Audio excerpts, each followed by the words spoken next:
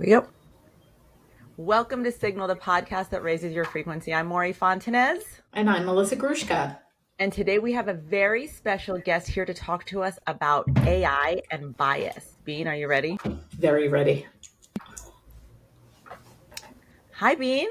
Hi. Hi, Dr. Epps. Hello. We are so excited to be joined by Dr. Avriel Epps. Dr. Epps is a computational social scientist, an educator, and a strategist, really, whose work bridges artificial intelligence and the well-being of youth and transformative justice. Did I get that right? That's right. That's quite it. the mission that you have. Agreed. And quite the brilliant mission at that. Yeah, and I have to say, we've been watching your content and so many light bulbs going off for me around the bias that exists in AI. So we're really excited for you to turn on some light bulbs for us and our listeners, because if you don't know, you don't know until someone tells you, hey, you need to be looking out for this stuff. But before we get into all that good stuff, someone's warned you that we like to play a little cringe and delight so we can get to know how each other's week has gone.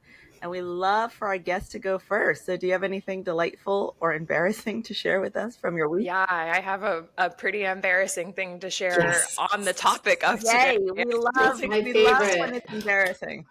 Just happened yesterday. So I'm in the process right now at my child's elementary school of building a pledge with all of the other families in kindergarten to not give our children phones before the 8th grade, keep them off of social media until well into high school, and to do like phone-free play dates, all of the things. And I was at dinner yesterday with one of the co-organizers of that pledge, and our kids. And my kid starts having a meltdown at the pizza shop. Like, why can't I play Zen coloring, which is his like favorite game on my phone? Wait, how old is your kid? Tell us. He's 6. Okay. He's 6. He was like, you always let me play, even on weeknights, even on school nights. I was like, keep it down, kids. It's not true. You're like, why are you such a liar? Oh no! Like, oh my God, here I am trying to tell all the other parents to like not give their kids screen time, and mine's telling them that I let him spend hours on my phone. So anyway, that was my cringe for the week. You know what? Kids always do it to you, man. They just say the stuff out loud in front of everyone. This has happened to me. He really be lying on me. I was like, I know. They are little rats. And I feel like it makes you a really great guest for this, being that real. Like, we don't want to hear that you're perfect and your kid is never on the screen and everything is, all in absolutely. Line. We like it a little sloppy over here too. Right. Then we feel bad about ourselves. Parenting is sloppy. Well, Bean, do you got a cringe or a delight for us quickly? Me?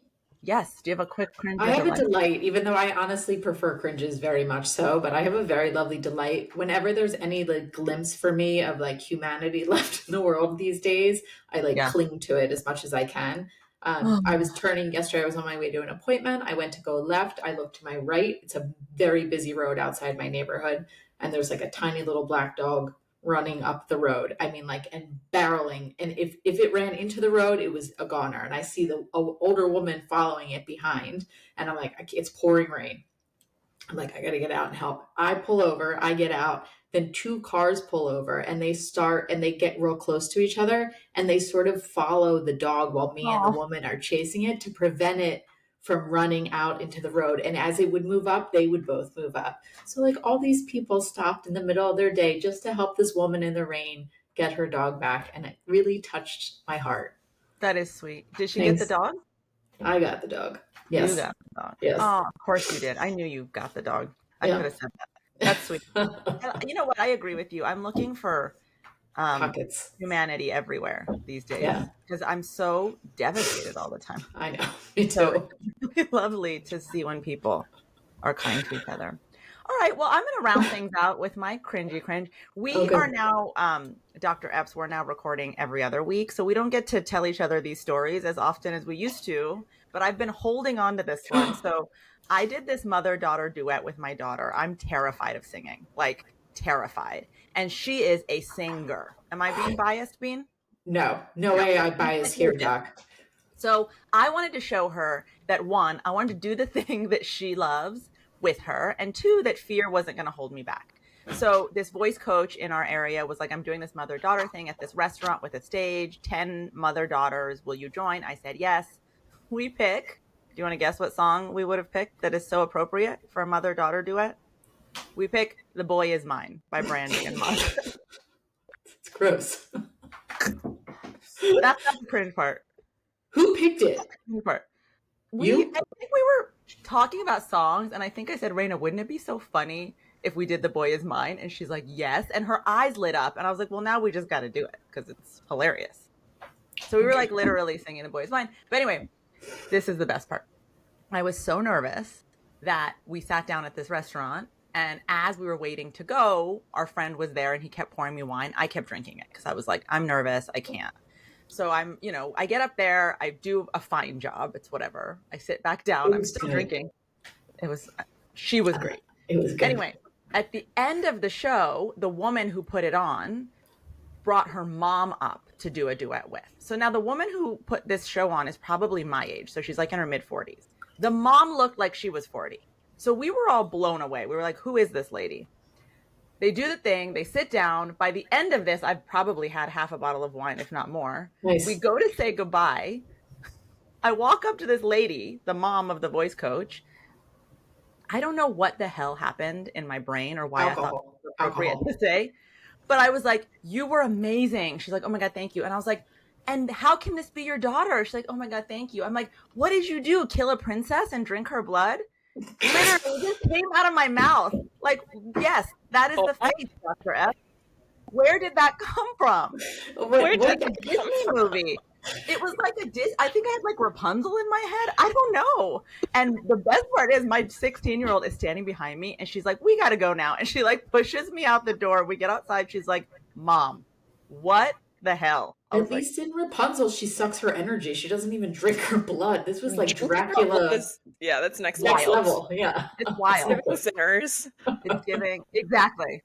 So with that, I had to tell that story. I had to tell that story here. All right, Dr. Epps, enough of our nonsense. You have a book out, a kid's book about AI bias. And it's really about educating younger audiences on the ethical implications of AI. Can you just tell us, what does that mean exactly? And why? Why have you devoted your life and your career to this? Thank you for that question. Well, there's a bunch of different ways we can think about the ethics of AI. And it ranges from everything from like, how do we build AI that doesn't kill us all, which is not the angle I take because I'm not entirely sure that that's something that's really a future possibility, to, how do we keep AI from harming real people right now, which is really what I'm focused on.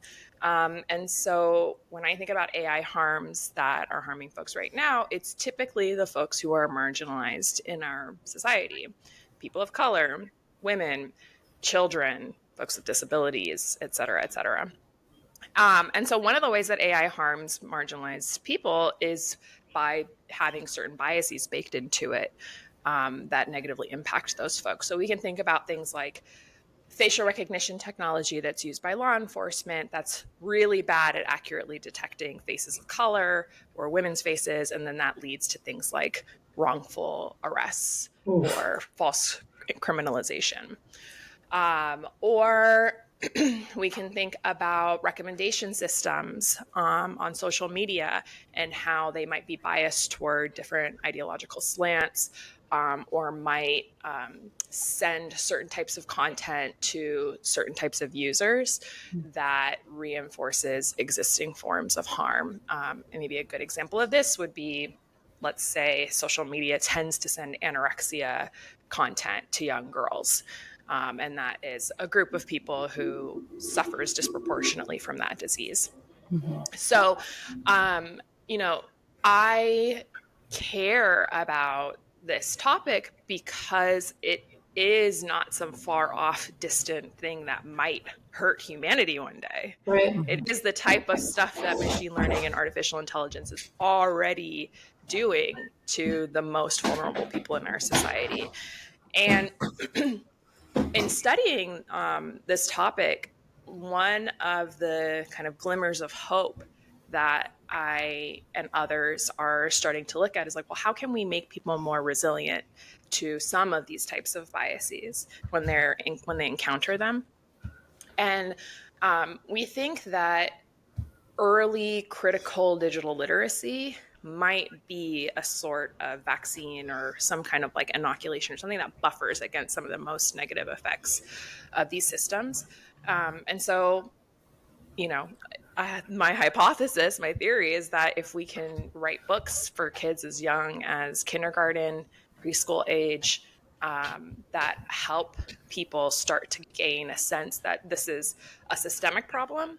This is a problem with the technology. It's not a problem with me when I encounter it. There's nothing wrong with me that my algorithm feeds me this thing, or that the police are showing up in my neighborhood more often because they're using predictive policing tools that are racist or classist.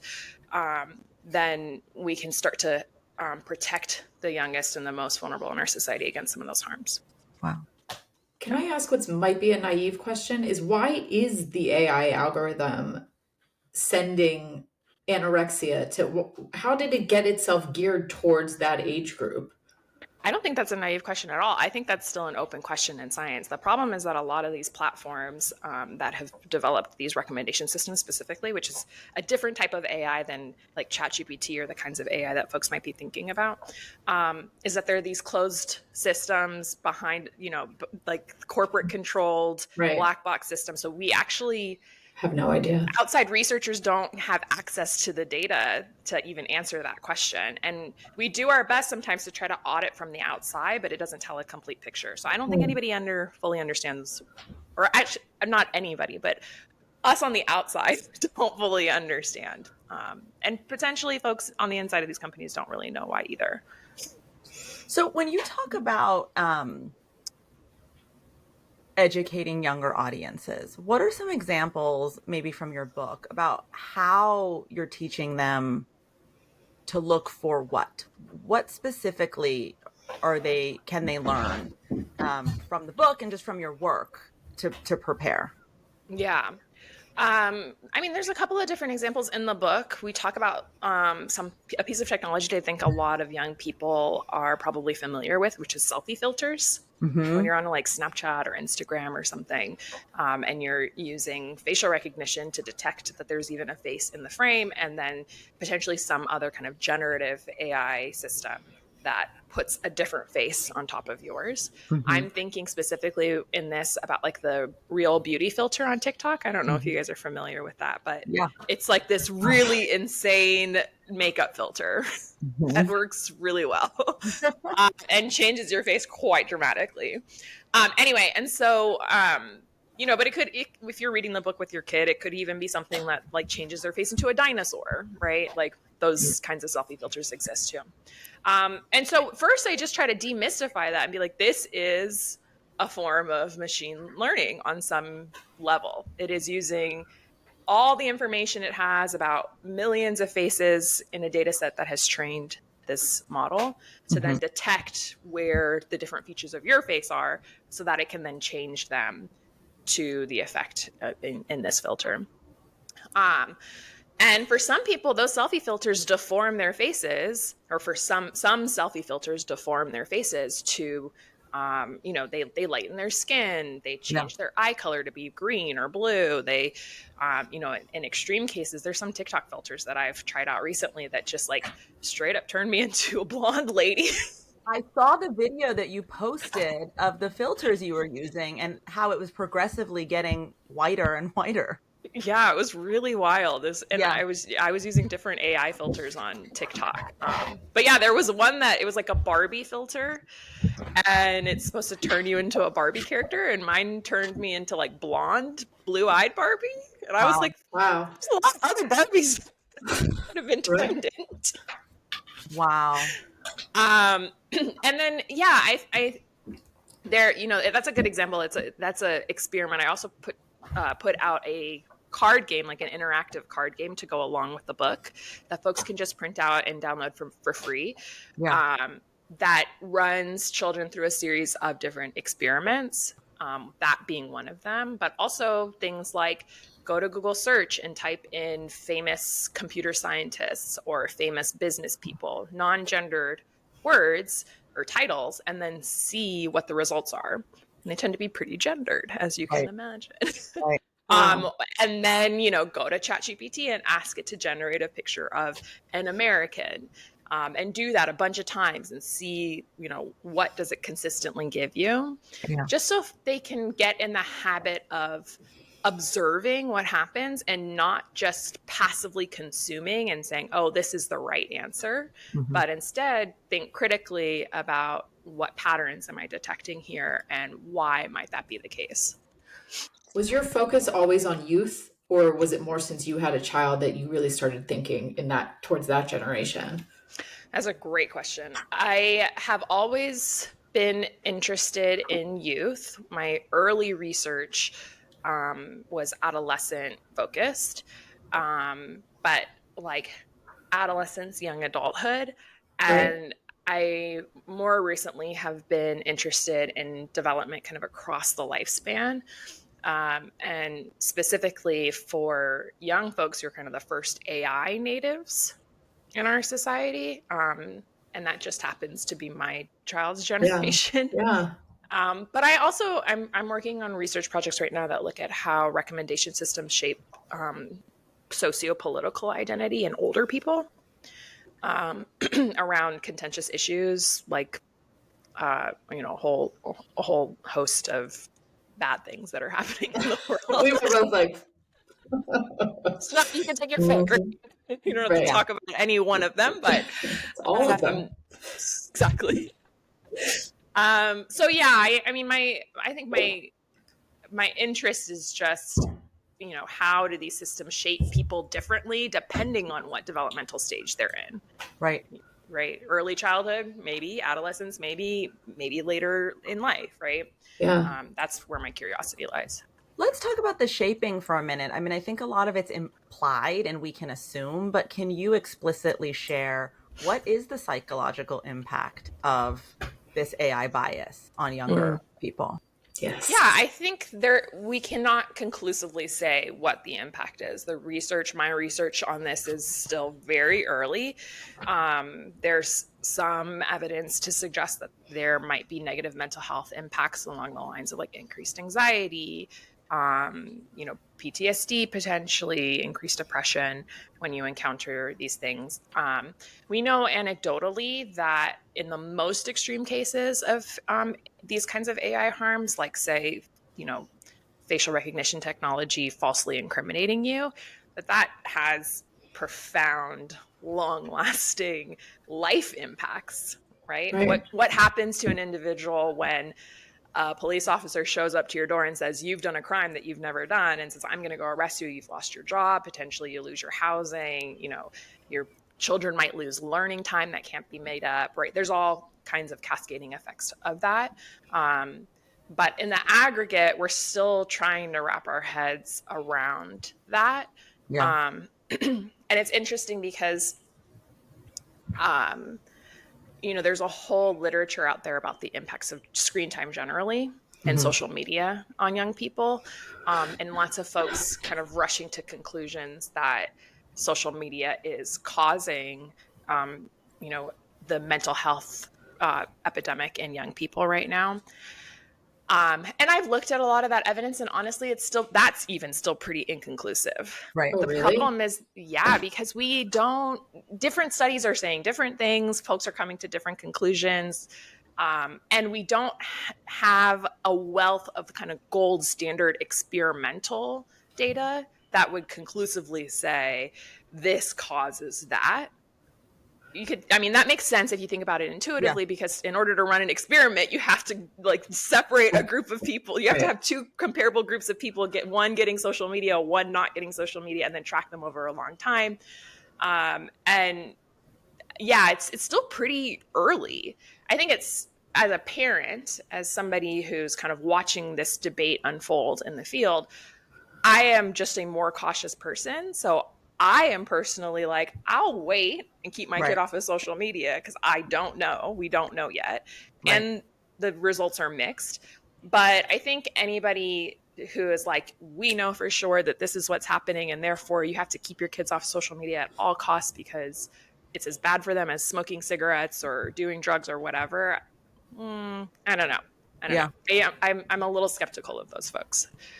When I think about just the bias that AI presents, and I kind of map that to the relationship of identity, for me, what I talk a lot about is like the media we grow up with in this country, in the US. And as people of color, the identity issues that creates and has created for me specifically. You know, for example, growing up in the 80s, watching television and watching mostly white upper middle class families, for example, and then comparing my family, comparing myself, and the assimilation that resulted from that exposure. Is there a parallel with AI bias in the potential impact it has on identity of people of color? You know, you're asking such an important question because in that conversation that we were just having about social media mental health effects, I think what we're missing is kind of the larger context of what might else be causing young people to feel anxious and depressed. And similarly, racism across all facets of society has profound negative health impacts on people of color, and compounded that with having other marginalized identities like being a woman or being a disabled person or being a young person. Right. And so the answer to your question is racism is bad for people. And technology is just another tool in the racist toolkit. Yeah, you heard it here first, guys. Racism is bad for everyone. Yeah. Exactly. Breaking news. I think it's just important to remember that fact. It's like the AI is not the problem. It is that the AI is a reflection of a profoundly unequal and inequitable society, and it might be exacerbating that problem. Yeah. But it's a symptom, it's not the root disease. Well, it's such an important point because I think we believe that we're evolving and technology is evolving, and sometimes we can fall into the trap as seeing technology as neutral or robotic. So I think what's so important and masterful about the way you talk about this work is this is also influenced by systems and structures and culture. And so if it's been created in a racist society, then the technology itself also has this inherent racism to it. And that is a light bulb. I feel like if you walk away from this episode with nothing else, that is, for me, what's most important, is to know that we have to be watching technology for our kids as another way of implanting racist ideas. You did this, obviously I was on your Instagram a lot, but you did this post where you asked ChatGPT to show you pictures of an American. Can you just talk about that for a second? Yeah, absolutely. It's one of the experiments in that free game that everyone listening to the podcast, if you don't buy the book, at least go download the game so you can like do something disturbing and kind of fun with your kid on a Friday night. Just like we all love to do. Exactly. But yeah, the first experiment in that game is to ask ChatGPT to generate a picture of an American and ask it 10 times. And you know, it's interesting because I think if you had done that experiment, well, there's a couple of things. One is that every time we do this experiment, as time goes on, we're going to get different results because the models are constantly updating. Right. OpenAI is constantly trying to attempt to correct for some of the things that people are calling it out for. So I think if we had asked that question a year ago, it would have just been like white person after white person after white person. That was not the case, at least last month when I did it.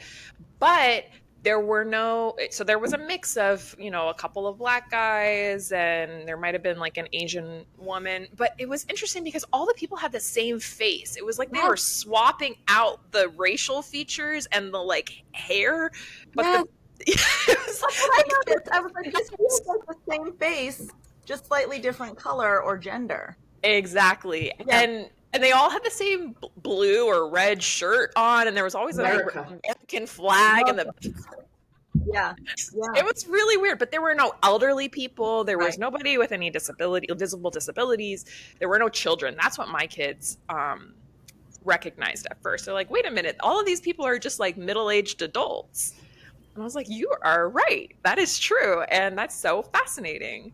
Why do you think that is? And there's a couple of different explanations for that. The first potential explanation is that ChatGPT has some kind of guardrail in place to not generate pictures of children, to mitigate the kind of worst possible things you could imagine that people would do trying to generate images of children, which is a huge problem in this space. And the other potential explanation, and maybe these both exist at the same time, is that these models really just don't have good representative data about children. And so in that conversation we were just having about racism as a whole, I think we could also think about our society as being profoundly ageist. And not giving young people full autonomy, agency, and power in this society. And that's also reflected in these models. And that's a really radical idea, to think that we could live in a society where children are able to make decisions about our society, you know, in partnership with adults, or like you know, there's this cross-generational share of power in our society. And I think that's like a possibility, a future possibility that we might strive to give, you know, children who are so profoundly vulnerable in this society. You think of the worst harms that happen to people happen to children in this society. And like, what would it look like to have technology that reflects a world where children have real power? So is that what your book is encouraging? In addition to the awareness, are you encouraging them to speak up and have a voice and be involved? Absolutely. I think the most interesting activism that's happening in this space around AI harms, and people pushing for regulation, is actually being driven by young people. You know, organizations like Encode Justice, and others like them are the ones writing the most interesting policy and doing the most interesting organizing on the Hill to like get people to care about these things. Really? Yeah, because they're the ones who are seeing it every single day firsthand. Yeah, there's so much hope there. It's so scary, I feel like, for like my age and up, we're like, what do we do? But I guess they have a firsthand experience with it. It's interesting. My daughter, she's a sophomore in high school, and her friends have such a negative reaction every time we mention ChatGPT. And I'm like, this is weird. Shouldn't you be embracing this? Are you noticing anything generationally around rejecting AI at all? I know that the kind of AI that's built into the technology, like, I don't think she thinks of the filters on her Snapchat as AI, right? But when she's thinking of engaging with this like machine and responding to it, she has such an adverse reaction. And I just wonder if is that something that's happening generationally, or just my kid? That's a good question. I think it's happening in different pockets of the population across generations, like this algorithmic aversion, like people being like, not doing that. And, you know, again, some of the youth movements that I was just talking about have, like, the log off movement. It's young people encouraging other young people to just like get off of these platforms until the adults make them safe for us. Or safe for them. So I do think that there are pockets of young people who see that as a path forward, and I totally respect and support that. I think the other thing is that there still isn't, outside of these small pockets of young people, kind of a broader theory or like working model that young people can use to understand how this technology is affecting them on a daily basis. So like you said, like maybe they're critical of something like ChatGPT, but they don't fully understand how AI is being used in their doctor's office or is being used at the federal level to write policy. Right. and how those things may trickle down to impact their everyday life. And that's part of also why I wanted to write the book, to just be like, hey, there's AI all around you. And just because you don't see it doesn't mean it's not doesn't there. mean that it's not impacting you. Are you blaming AI for the title of the new bill, the Big Beautiful Bill? That's his new I'm tax blaming bill. Trump. That sounds like a That's Trump his new tax title. bill is the big, no, yeah, Big Beautiful Bill. I wouldn't be surprised if one of the Doge people was like, we're going to train a model on the way Donald Trump speaks, and then we're just going to use that to train anyone on the way Donald Trump speaks. So I'm very jealous of the pledge that you're organizing at your kids' school, and wish I had had the courage to do something. But for those of us who got suckered, I think you said either on air or off air, like how parenting is very sloppy. My oldest is a 14-year-old girl. And it's just a tricky line that we walk. We held out longest on Snapchat. But eventually it becomes this like tricky negotiations. So for those of us who are already, it's too late for our pledge. What should we know? What should we do? What should we be looking for our kid? Like I have two younger ones who aren't there yet. Now I have this one who is the role model for the other two. Like, what are ways as parents or caregivers or teachers or anyone who's engaging with these kids regularly that we can most effectively communicate with them if they are currently using social media? Yeah, that's a really good question. I don't think teenagehood is about abstinence when it comes to technology, actually.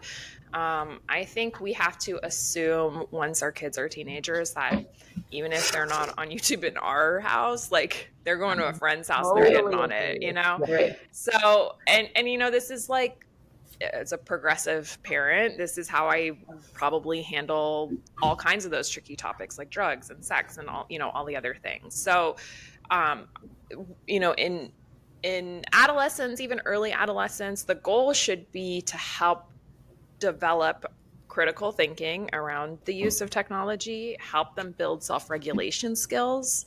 So, like, how can you encourage your teenager to check internally with what's happening, like what sensations they're feeling as they're on social media, and then set an internal threshold for themselves when it's time to get off because they feel the discomfort or the, you know, maybe it's like tightness in their chest that they feel after they've been on for too long. My 6-year-old, when we're watching cartoons, calls it like cartoon brain. Like, oh, I feel in cartoon brain. It's time for me to get off. And he'll turn off the cartoons and he'll go do something else. Wow. And so I think that, you know, that along with when you see something that's recommended to you online, maybe it's something on social media or something on the news, how can you verify if it's true? If it sounds like something that you've never heard before, what are the other places you should go check for information before you just accept that as truth? And so, you know, not my kid's not an adolescent, but we practice this too. It's like, okay, if you see something or somebody tells you something that doesn't sound true, like, I don't know, dinosaurs still exist, then he knows the first thing he should do is ask a grown-up, right? And so those are the kinds of skills beyond just like taking the phone away from them, because when they get to college, when they're out in the world, they're, you know, they're gonna have to navigate these tools. And I think that all of this AI is taking away my ability as well to critically think. So reintroducing that, because they have everything they need at their fingertips, reintroducing the critical thinking piece around technology. Well, and beyond, I mean, this is the question I've really been wanting to ask. This is a show about intuition, about following your inner wisdom. That's why we call it Signal. So what can you tell us about how we can make sure that we as adults and we teach our kids how, I mean, you talked about checking with your body, which I loved. Yeah. But is there anything else that you would say about making sure we're not losing access to that inner wisdom when we are externalizing our wisdom and seeing AI as being so wise? How do we hold on to our own wisdom as well? Whew, what a good question. Yeah, I think I want to double down on like my somatic practices, like my somatic based ways of knowing if I'm in attunement or in alignment with my higher self are so important, and I'm trying to pass that on to my kiddo. And I will say the deeper I've gotten in my own somatic awareness, my own practices, the more agency I have felt with my own devices. Like I can be like, I'm not going to check social media for however many weeks, and then I'll get sucked into it somehow. Somebody will send me something, and I'll find myself scrolling. But I'm hyper aware now of how it like, increases my heart rate, or makes my body feel very different. Yeah. So that's one thing. I think that we have to be really careful to not spiritualize to a fault the technology. Yes. And when I say that, I'm speaking very literally. There are folks who see ChatGPT as some like godlike, spiritual, all-knowing source of wisdom.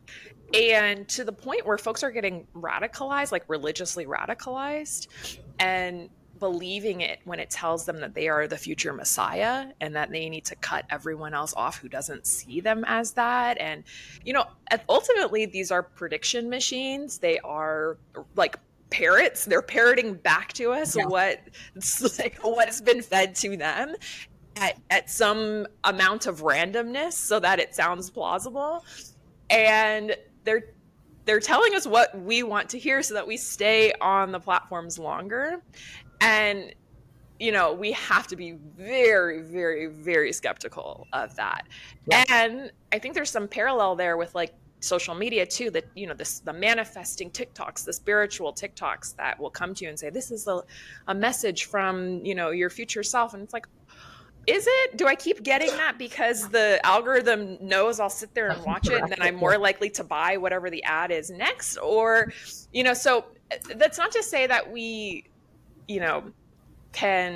have to be completely, what's the word I'm thinking of?